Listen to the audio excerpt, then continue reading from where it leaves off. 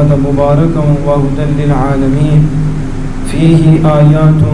بينات مقام إبراهيم ومن دخله كان آمنا ولله على الناس حج البيت من استطاع إليه سبيلا ومن كفر فإن الله غني عن العالمين إن الله وملائكته يصلون على النبي يا أيها الذين آمنوا صلوا عليه وسلموا تسليما الصلاة والسلام عليك يا سيدي يا رسول الله وعلى آلك وأصحابك يا سيدي يا حبيب الله الصلاة والسلام عليك يا سيدي يا نبي الله وعلى آلك وأصحابك يا سيدي يا نور الله مولاي صل وسلم دائما أبدا على حبيبك خير الخلق كلهم محمد سيد الكونين والثقلين والفريقين من عرب ومن عجم مولاي صل وسلم دائما أبدا على حبيبك خير الخلق كلهم يا أكرم الخلق ما لي من ألوذ به سواك عند حلول الحادث العمم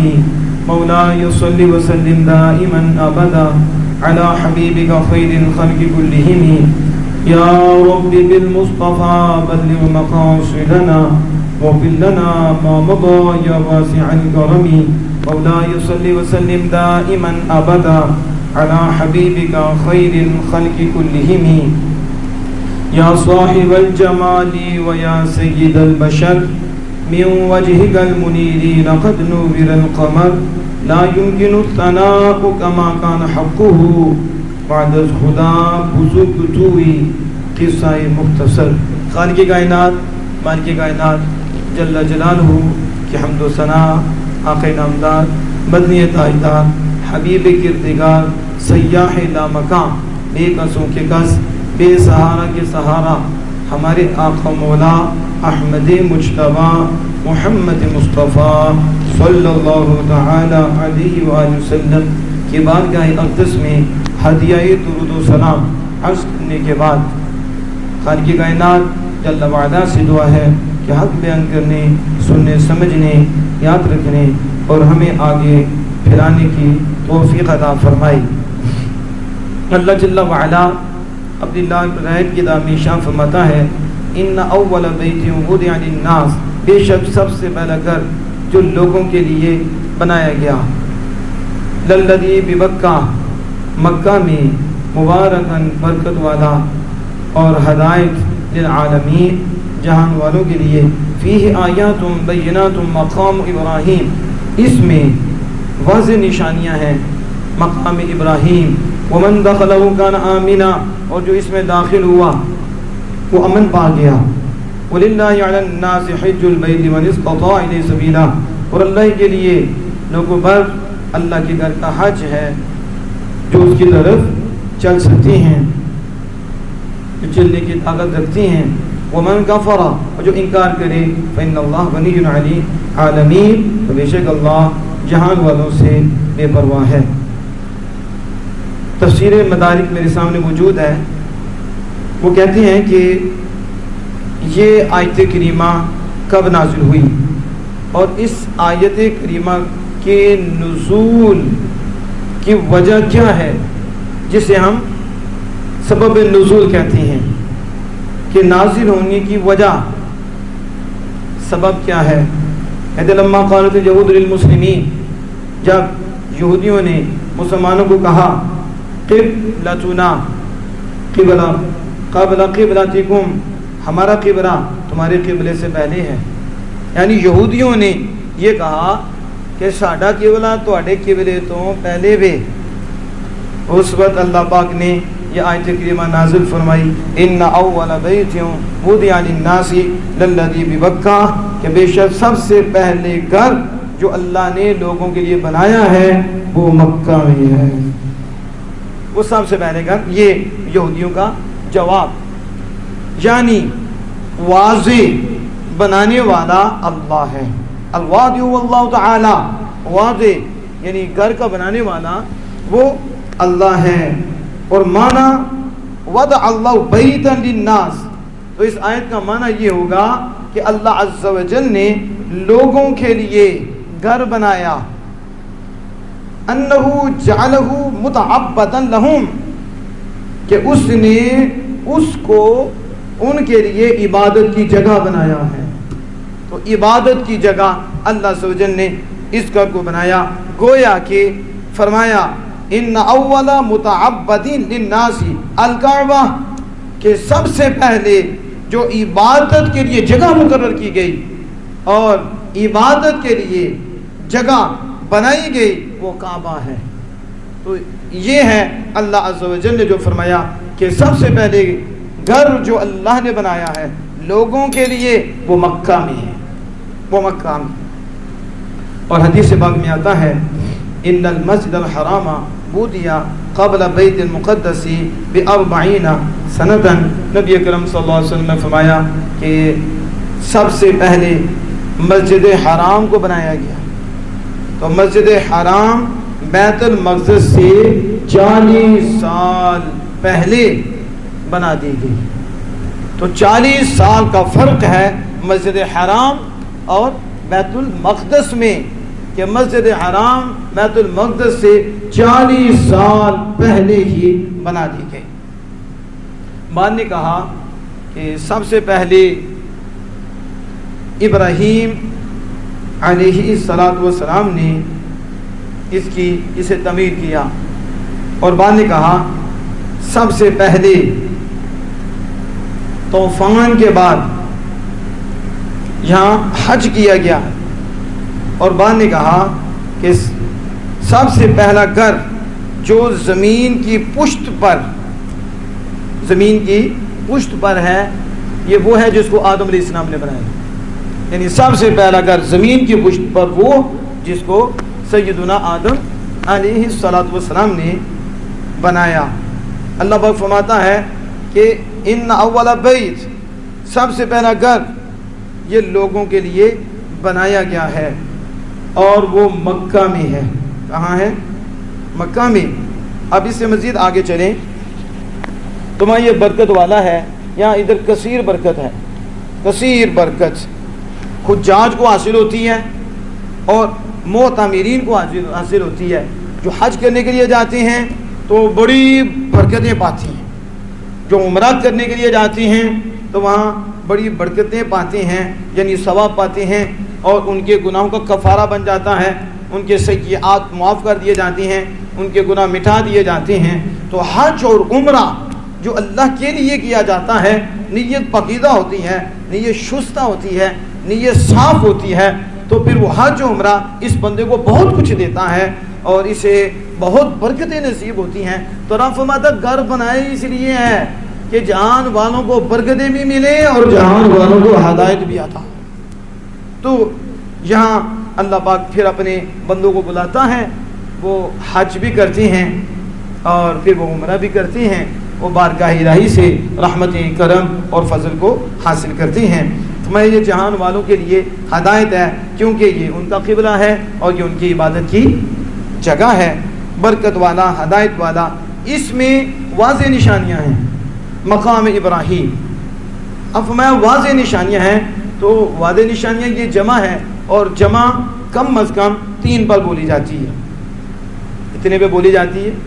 جمع، سمجھے کم از کم 3 کو کہتے ہیں سمجھانے کے لیے۔ پھر اس سے آگے قلت ہو تو 10 تک، کثرت ہو تو لا نہایا، یہ جمع بولی جاتی ہے۔ تو اب یہاں آیاتم بیناتن، تو اس سے کم از کم 3 نشانیاں تو ہیں، جمع بولا گیا، تو اس میں واضح نشانیاں، لیکن ذکر مقام ابراہیم کا ہوا اور نشانی کا ذکر نہیں کیا، اور مقام ابراہیم کو واضح نشانیاں بتایا، جبکہ مقام ابراہیم تو ایک نشانی نظر آتی ہے کہ ابراہیم علیہ السلام کے قدم جس پتھر پہ لگے ہیں، اور اس پتھر نے ابراہیم علیہ السلام کے وہ جو تلوے ہیں ان کا بوسہ لیا ہے، اور وہ یہ پتھر ہے کہ جو نرم ہو گیا ہے، اور نرم ہوا ہے ابراہیم علیہ السلام کے جو قدم تھے اس کے اندر چلے گئے، اور نشان بھی نقش ہو گئے، اور یہ لفٹ کا کام دیتا تھا۔ آپ کمزور ہو گئے تھے تو پھر یہ آپ اوپر ہونا چاہتے تھے اوپر ہو جاتا، نیچے آنا چاہتے تو یہ نیچے آ جاتا۔ تو یہ اسوت یہ اللہ کے نبی کا معجزہ ہے جو اللہ عز و جل نے حضرت ابراہیم خلیل اللہ علیہ السلام کو عطا فرمایا اور ان کے ذریعے اپنی قدرت اور شان کا ظہور فرمایا۔ تو حضرت ابراہیم خلیل اللہ علیہ السلام کی اس نشانی کو یہاں آیات بینات فرمایا گیا کہ اللہ کی واضح نشانیاں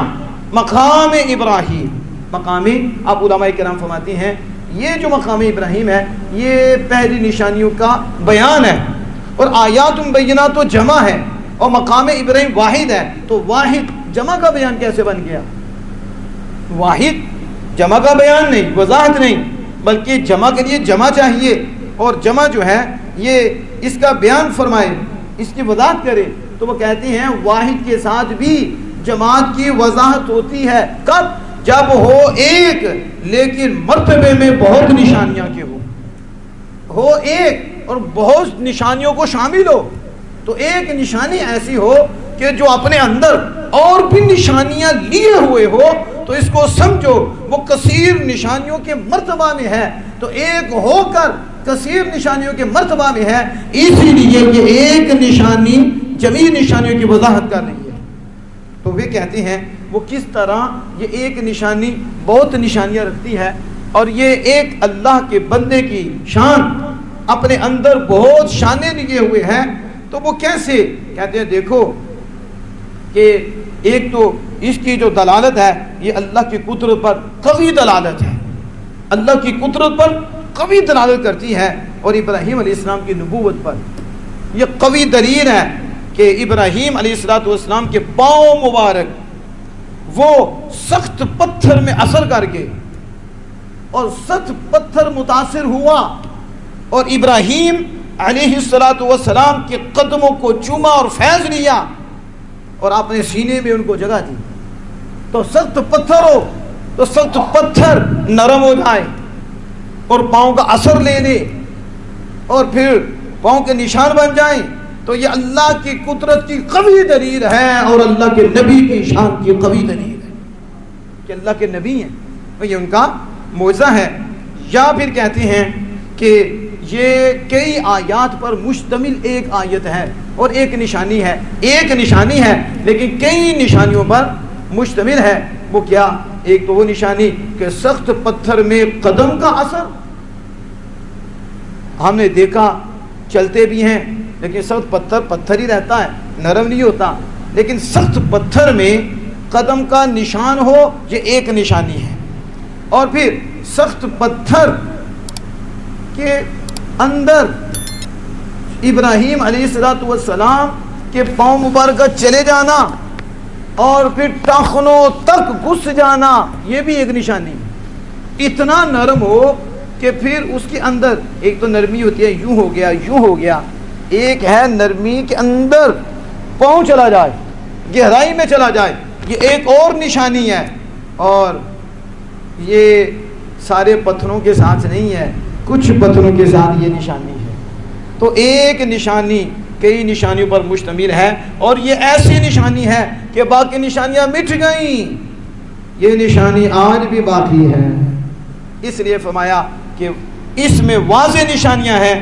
یعنی مقام ابراہیم ایک ایسی نشانی ہے کہ یہ کئی نشانیوں پر مشتمل ہے۔ حضرت ابراہیم علیہ السلام کی یہ خصوصیت ہے کہ آپ کے وہ قدم مبارک لگے اور وہ پتھر نرم ہوا، پاؤں اندر چلے گئے، نقش رہا، آج تک یہ نقش ہے، یہ سیدنا ابراہیم علیہ السلام کی خصوصیت ہے۔ اب دیکھیں اللہ پاک فرماتا ہے کہ جو اس میں داخل ہوا وہ امن پا گیا، جو حرم میں آ گیا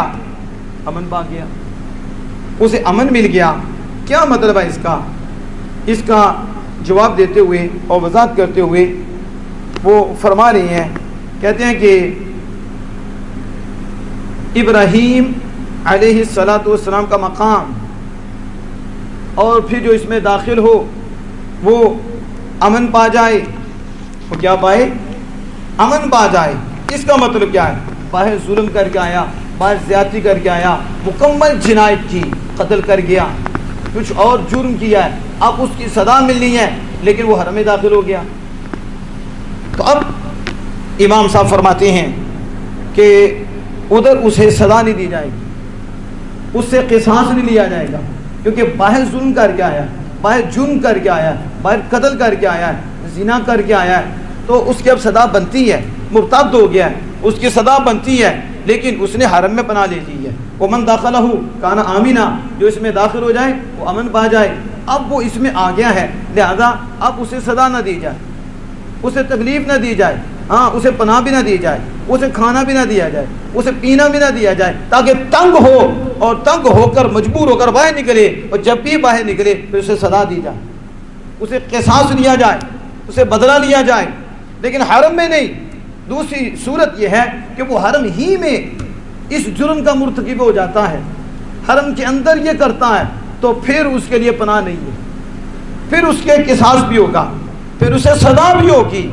حرم کے باہر کرے تو پناہ لے لے تو پھر اس وقت تک نہیں جب تک باہر نہ آئے، لیکن حرم کے اندر کرے جرم تو پھر اس کے لیے پناہ نہیں ہے، پھر اسے اس پر سزا دی جائے گی، اور اس کے اوپر جو شرعن اس کے لیے سزا بنتی ہے وہ سزا اس کو وہاں دی جائے گی۔ اب یہاں دیکھیں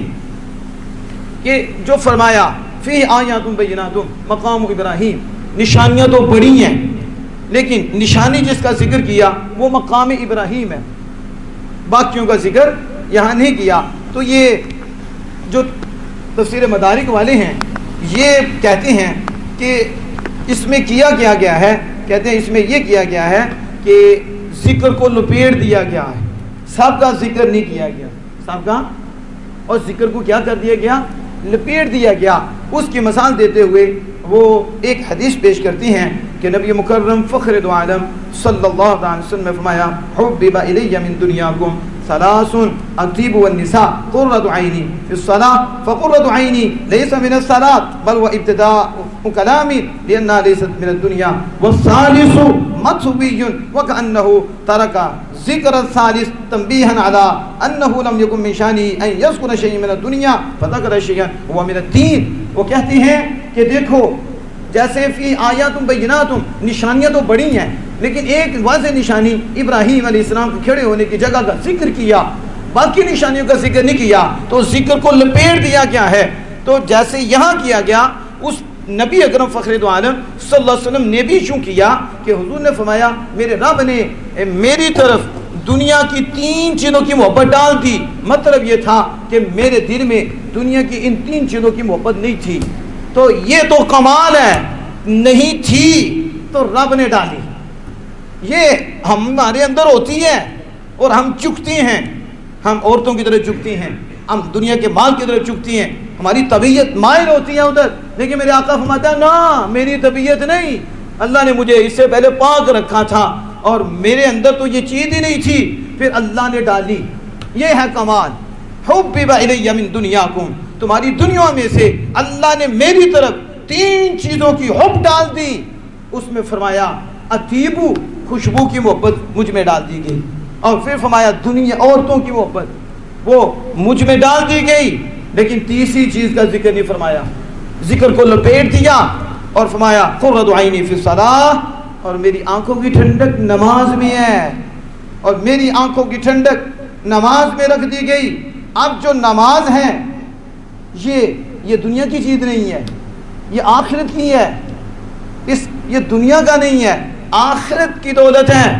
تو نبی اکرم صلی اللہ علیہ وسلم نے یہاں 2 چیزوں کا ذکر کیا، تیسری کا نہیں کیا۔ جس طرح قرآن پاک میں آیات بینات بہت نشانیاں ہیں، ذکر ابراہیم علیہ السلام کے مقام کا کیا ہے، باقی کو لپیٹ دیا ہے۔ اسی طرح آمینہ کے لال صلی اللہ علیہ وسلم نے 3 چیزوں کا ذکر فرما کر کہ 3 تھی، ان میں سے 2 کا تو ذکر کیا، ایک کا ذکر نہیں کیا، ایک کو لپیٹ دیا۔ تو یہ کہتے ہیں نبی اکرم صلی اللہ علیہ وسلم نے ایسا کیوں کیا، ایسا کیوں کیا کہ تیسری جگہ دنیا کا ذکر کرنے کے بجائے آخرت کا ذکر کیا، اور فرمایا اوہ میری امت میری آنکھوں کو ٹھنڈک نماز میں ہے، مجھے سکون ہوتا ہے نماز سے ہوتا ہے، رب کے جلوے انوار برستے ہیں۔ نماز کیا کچھ نہیں دیتی، وہ جو نہیں سمجھتے وہ انہیں سمجھ آ جائے تو انہیں پتہ چلے نماز کیا کیا دیتی ہے۔ نماز سے رب کا بہت قرب نصیب ہوتا ہے اور انوار برستے ہیں، اور حضور کی آنکھوں کی ٹھنڈک نماز ہے۔ تو کہا آپ نے یا دنیا کے ذکر کو ترک کیوں کیا اور نیا کلام آگے سے شروع کر دیا، پیچھے سے ربط نہ رہا، تو تو ایسا کیوں کیا؟ کہا کیونکہ وہ تیسری چیز دنیا کی چیز تھی، تو آپ نے دنیا کی چیز کا ذکر نہیں کیا، آخرت کی چیز کا ذکر کیا اور تیسری کو لپیٹ دیا۔ تو گویا کہ حضور نے اس لیے ترک کیا کہ تنبیہ ہو جائے اور خبردار اس بات پہ کیا جائے کہ میری یہ شان نہیں ہے کہ میں دنیا کی باتوں کا ذکر کروں، میری شان یہ ہے کہ میں اس چیز کا ذکر کروں جس سے رب کا قرب ملتا ہے اور جو آخرت میں کام آنے والی ہے۔ اس لیے حضور نے اس جگہ تیسری دنیا کی چیز کو ترک کر کے حضور نے اسی کا ذکر کیا ہے جو دنیا کی چیز نہیں ہے بلکہ آخرت کی چیز ہے، اور دین ہے وہ نماز ہے۔ تو یہ اس لیے بتایا جا رہا تھا کہ نشانیاں تو بڑی تھیں، لیکن ایک اب دیکھو کعبۃ اللہ ہے اور کعبۃ اللہ کے اوپر پرندے نہیں جا سکتے۔ آپ نے دیکھے ہوں جو گئے ہیں وہاں، وہ مشاہدہ بھی کر کے دیکھیں کہ پرندے جب ادھر آنا بھی چاہتے تو ہوائیں لے جاتی ہیں ان کو، پرندے نہیں آنے، پرندے اوپر سے نہیں گزر سکتے۔ یہ بھی نشانی ہے کعبۃ اللہ کی کہ پرندے کعبۃ اللہ کے اوپر سے نہیں گزر سکتے۔ ہاں علاج کے لیے، کیا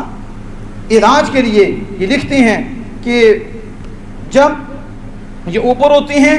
ہوا آتی ہے تو پرندے پیچھے ہٹ جاتے ہیں، لیکن علاج کے لیے پرندے وہاں آتی ہیں، انہیں وہاں سے بھی شفا ملتی ہے۔ اور اسی طرح آپ فرماتے ہیں کہ یہ جو کعبۃ اللہ میں پتھر ہیں اس پہ نشان آج تک باقی ہیں، پتھر باقی نہیں رہتے، ریت پڑ جاتی ہے، مٹی آ جاتی ہے، ذرا صدیاں بیت گئی ہیں، پتھر نیچے چلے جاتے ہیں، یہاں تو سمجھے مال بھی نیچے چلے جاتے ہیں۔ اتنے عرصے میں پرانی عمارات کا کیا حال ہوتا ہے، پتھروں کا کیا حال ہوتا ہے، لیکن یہ وہ پتھر جس میں ابراہیم علیہ السلام کے قدم مبارک لگے ہیں اور طلبوں کے نشان اس میں موجود ہیں، کہا یہ آج تک موجود ہے۔ یہ اس وقت کی بات ہو رہی ہے۔ اب یہ جو ذکر کر رہے تھے کعبۃ اللہ کے حوالے سے، اس میں یہ بھی چیز اپنے ذہن میں رکھیں۔ بعد نے کہا یہ جو قدم کا اثر تھا اس کی وجہ کیا تھی، کس وجہ سے اس پتھر میں قدمین ابراہیم علیہ السلام کے نشان ہیں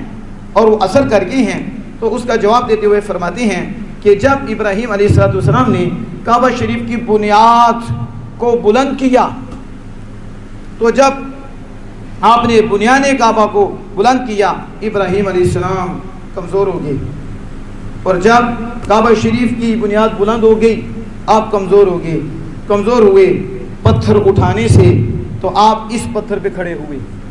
تو جب اس پتھر پہ کھڑے ہوئے فغاصت فیہ قدماہ، تو اس کے اندر آپ کے قدم چلیں گے، گھس کے اس کے اندر داخل ہو گئے، تو اس لیے یہ نشان ہے۔ اور بعد نے یہ بھی کہا ہے کہ شام سے مکہ کی طرف زائر آئے، زیارت کرنے والے، تو جب آئے تو کہا اسماعیل علیہ السلام کی بیوی نے اتریے، یہاں تک کہ آپ کے ساتھ کو دوئے حضرت ابراہیم علیہ السلام، تو آپ نہیں اترے، تو پھر وہ اس پتھر کو لے کر آئیں۔ تو جب اس پتھر کو لے کر آئیں تو انہوں نے اس پتھر کو آپ کی دائیں سائڈ پہ رکھا، اور پھر آپ نے اس پتھر پہ قدم رکھا، تو پھر اسماعیل علیہ السلام کی زوجہ نے آپ کے سر کے ایک حصے کو دھویا، اور پھر اس کو دوسری شق کی طرف رکھا، پھیرا، اور دوسری شق جو سر کی تھی ان کو دھویا۔ تو حضرت ابراہیم علیہ السلام نے اس وقت جو 2 دفعہ قدم رکھے تو اس رکھنے کی وجہ سے اس میں اثر پیدا ہو گیا۔ تو یہ دوسری وجہ بیان فرما رہی ہیں۔ تو جو میں نے عرض کی حرم شریف کے حوالے سے کہ جو اس میں داخل ہوا وہ امن بھی پا گیا، اور اس کے لیے بڑی برکتیں ہیں، اس کے لیے بڑے کرم ہیں۔ اب سنیں حدیث پاک میں آتا ہے نبی مکرم فخر دو عالم صلی اللہ تعالی علیہ وسلم نے فرمایا من مات فی احد الحرمین بعث یوم القیامت آمن من النار، فرمایا جو حرمین میں سے کسی ایک میں، یعنی حرم مکہ میں، اس میں مدینہ پاک حرم، تو حرمین میں سے کسی ایک میں جو فوت ہو جائے، قیامت کے دن اسے جب اٹھایا جائے گا تو جہنم سے وہ امن پانے والا ہوگا، یعنی جہنم سے وہ امان پا جائے گا۔ اور اسی طرح حدیث پاک میں آتا ہے کہ جس نے مکہ کے گرمی پر ایک گھڑی صبر کر لیا، اب مکہ کی گرمی انہیں پتا ہے جو مکہ شریف گئے ہیں اور جو حرم میں گئے ہیں، کتنے کتنے بڑے پنکھے لگے ہوتے ہیں اور وہ ٹھنڈی ہوائیں دے رہی ہوتی ہیں، اور گرمی کتنی ہے مکہ کی، تو گرمی بھی بڑی ہے تو ادھر کے بندے گرم بھی بڑے ہیں، اثر پڑتا ہے نا گرمی کا، کہ مکہ کے بندے بھی بڑے گرم ہیں، تو وہ گرم ہیں، جب مدینہ پاک پہنچتی ہیں تو نرم ہیں، وہاں مدینہ پاک سویٹر بھی ڈالنا پڑ جاتا ہے، ایسی صورت بھی ہوتی ہے، لیکن مکہ کی میں گرمی بھی تو بندے بھی گرم، اور مدینہ والی سرکار جہاں ہیں وہاں موسم بھی نرم ہے، بندے بھی نرم، وہ تو دل دیتی ہیں، ادھر تو بعد وہ کھجوریں بھی نہیں ملتی، اور وہاں تو لے کے کہتے ہیں تال تال ادھر آؤ، آج ادھر آؤ، ادھر آؤ، یہ تمہارے لیے، یہ تمہارے لیے، اور تو وہ ڈھونڈتے ہوتے ہیں کوئی آئے تو ہم کی خدمتیں کریں، مکہ شریف میں ہم ڈھونڈتے ہوتے ہیں کون کریں، مدینہ کا سفر ہی شروع ہوتا تو خدمتیں شروع ہو جاتی ہیں، یہ تو کرم ہے نا جی، ظاہر ہے، اب پہلے آئے تھے رب کے گھر، اب رب کے یار کے پاس جا رہی ہیں، تو یار کی شانیں دکھاتا ہے۔ تو اب دیکھو میں جو عرض کر رہا تھا، مکہ کی گرمی پہ ایک گھڑی صبر کرے، دیکھو حضور فرما رہے ہیں، تو کتنی سخت گرمی ہے جو مکہ کی، کیا فرما رہے ہیں، جو مکہ کی گرمی پر ایک گھڑی صبر کرے اسے ملے گا کیا، فرمایا وہ جہنم جو ہے اس سے 200 سال کی مسافت دور ہو جائے گی، 200 سال چل کر جہنم میں پہنچے، اور یہ گرمی ایک گھڑی، تو جو رہے اتنے دن تو برداشت کرے، اور کسی کو کچھ نہ کہے، سہتا ہی رہے، برداشت کرتا رہے، بتاؤ رب جہنم سے اس کو کتنا دور رکھے گا۔ یہ اللہ کا گھر ہے مکہ المکرمہ۔ تو یہ جو میں عرض آپ کے سامنے کر رہا تھا، یہ کعبہ شریف کے حوالے سے، حرم شریف کے حوالے سے، کہ اس کی شان کتنی ہے، اس کا مقام کتنا ہے۔ اللہ عز و جل نے قرآن مجید نے ایک مقام پہ فرمایا وَأَقِیمُوا الْحَجَّ وَالْعُمْرَةَ لِلَّهِ، حج کرو، حج پورا کرو، کس کے لیے، فرمایا اللہ کے لیے، اور عمرہ پورا کرو اللہ کے لیے، تو حج اور عمرہ اللہ کے لیے پورا کرو۔ اب حدیث سے بات سماعت فرماؤ، مسلم شریف میں یہ حدیث میں موجود ہے، اور بڑی مشہور حدیث ہے، اور ہے بھی مسلم کی، مسلم شریف میں یہ حدیث پاک آئی ہے، اور اگر آپ محسوس نہ کریں تو اہل سنت نے سمجھائی ہے، ٹھیک ہے، اور عقل بھی اہل سنت کو ہی آئی ہے، دوسروں کی تو پتہ نہیں کہاں چلی گئی ہے۔ یہ حدیث پڑھو تو انہیں پوچھو کون سی حدیث تم پڑھتے ہو، کدھر تیری مسلم کو مسلمان ہو تم، یہ حدیث دیکھو کتنی واضح حدیث پاک ہے، کہ نبی مکرم فخر دو عالم صلی اللہ علیہ وسلم نے خطبہ پڑھا، خطبہ پڑھنے کے بعد آمین لوگو تم پر حج فرض کیا گیا، لہذا حج کرو۔ جب آپ نے فرمایا، ایک شخص نے عرض کیا کیا ہر سال یا رسول اللہ صلی اللہ علیہ وسلم، کہ ہر سال حج فرض ہے؟ نبی مکرم فخر دو عالم صلی اللہ علیہ وسلم نے خاموشی اختیار کی، آپ نے آگے سے کوئی کلام نہیں فرمایا، انہوں نے دوبارہ کہا کیا ہر سال، آپ خاموش رہے، انہوں نے سبارہ کہا ہر سال، آپ خاموش رہے، پھر آپ نے اس پہ ارشاد فرمایا، تیسری بار جب کہا آپ نے ارشاد فرمایا اگر میں ہاں کہہ دیتا، اگر میں کہہ دیتا نعم ہر سال، تو تم پر ہر سال واجب ہو جاتا، کیا ہوتا؟ حضور فرماتے ہیں میں کہہ دیتا نعم، اللہ نے مجھے اتھارٹی دی ہے، اللہ نے مجھے اختیار دیا ہے، اس لیے ایک شارع اللہ ہے، اور دوسرا اللہ نے اپنے محبوب کو بنایا ہے، جسے چاہیں حلال کر دیں،